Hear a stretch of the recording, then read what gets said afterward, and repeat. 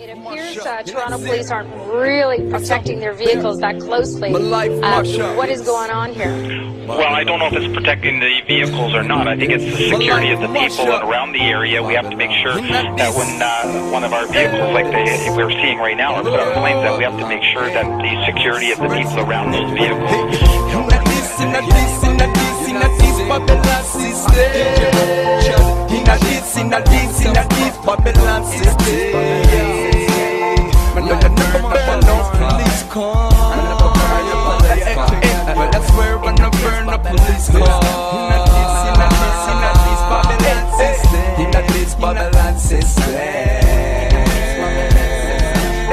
Word up, word of mouth Wednesday. That was just Peter Bowen's G20 anthem, and we're continuing our G20 focus show. This is our, it's basically the last day of the G20 Toronto, because starting tomorrow it's going to be G20 Seoul, Korea. The G20 leaders are meeting in Seoul starting tomorrow, but we've got some memories here from what happened and events that are still occurring. Now, we have a guest in the studio right now who is Steve, and he was at the G20 taking footage, and he's got a YouTube channel too, youtube.com/WakeUp2TheNWO. And WakeUp2TheNWO, you can find the clip there, the original clip that you have titled G20 Toronto Police Illegally Smashed My Camera. What happened? Well, I thought it was illegally, but apparently not. It was the Saturday of the G20, and I had gone along Queen Street to Spadina and couldn't go any further. So after about 10 minutes at Spadina, I made my way back along Queen Street. And in between the time that I had passed this particular point, gone to Spadina, and then came back, I guess a lot of things happened in that 10-minute period, because I came upon these two police cars that had been damaged, where I didn't notice them being damaged or even being there at all as I passed by the first time.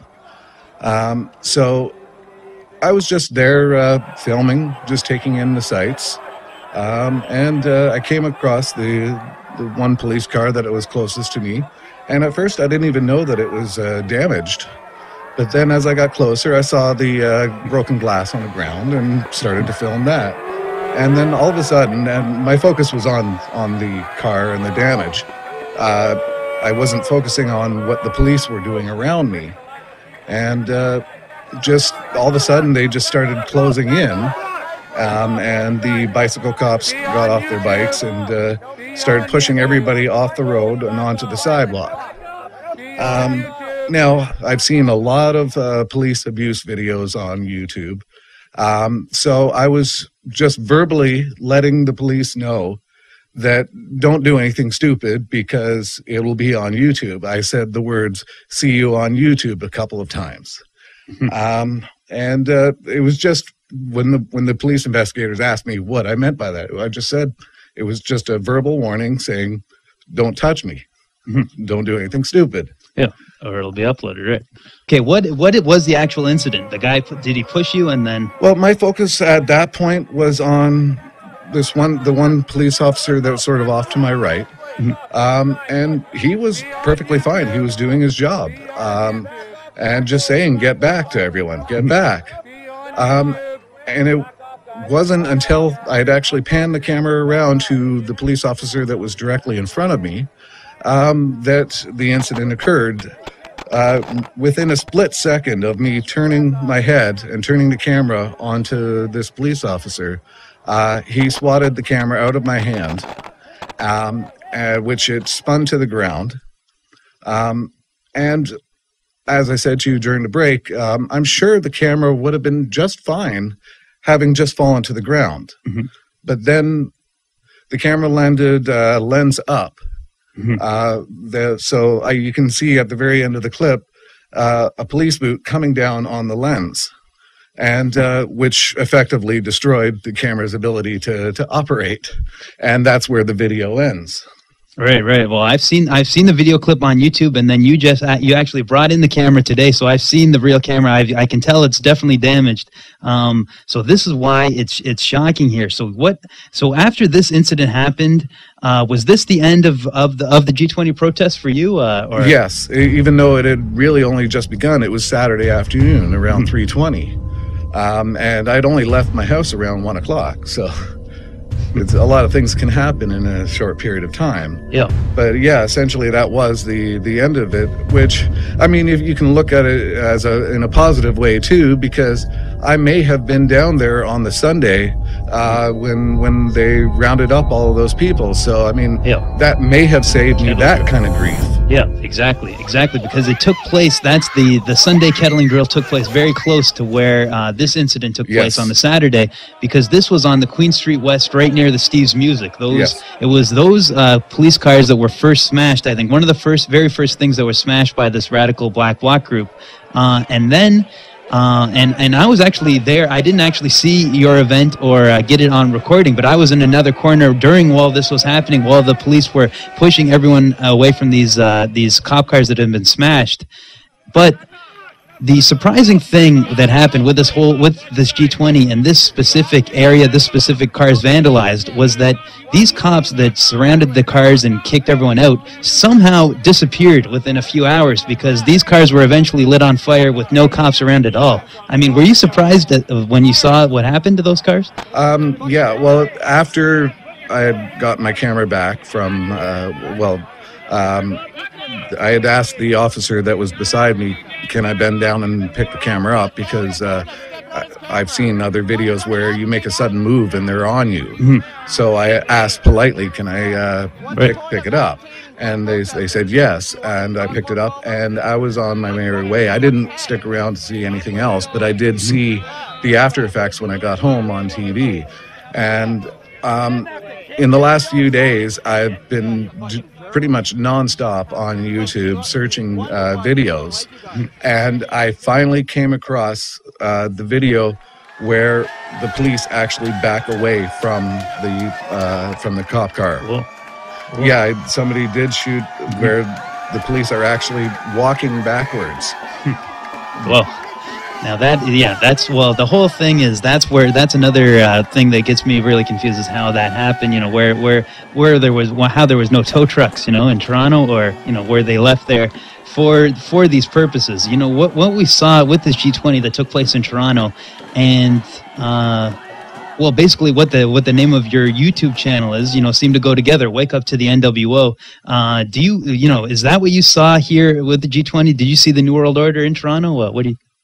Yes, we as far as the financial aspect, and as far as just the in the column that I wrote below the video, I wrote that I believe it was a 2-day police state training. I don't believe it was our training.